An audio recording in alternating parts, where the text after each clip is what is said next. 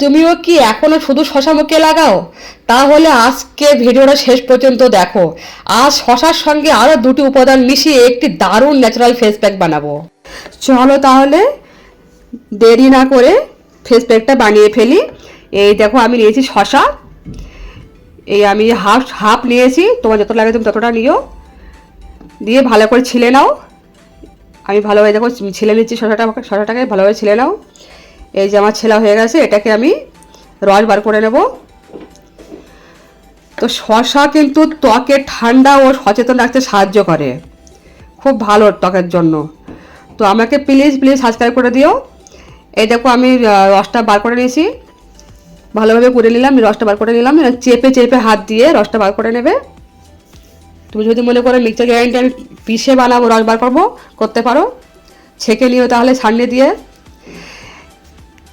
আর এটা আমি দিয়েছি চালের গুঁড়ো। চালের গুঁড়ো কিন্তু ত্বকের ময়লা পরিষ্কার করতে এবং ত্বককে নরম রাখতে সাহায্য করে।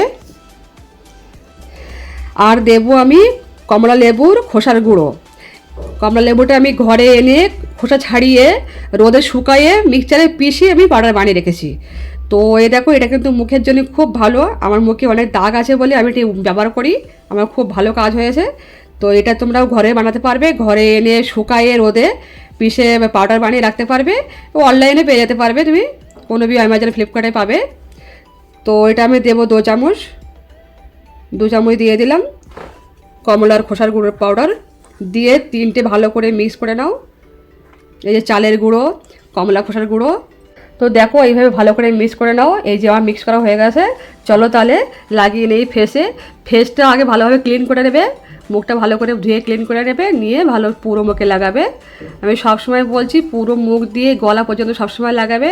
আমি কিন্তু গলায় লাগাইনি, কেন আমি রাতে লাগিয়েছিলাম, চান করবো না তার জন্য আমি লাগাইনি। তো 15 থেকে 20 মিনিট পরে মুখটা ধুয়ে এসছি আমি, দেখো কত সুন্দর মুখে গ্লো এসছে।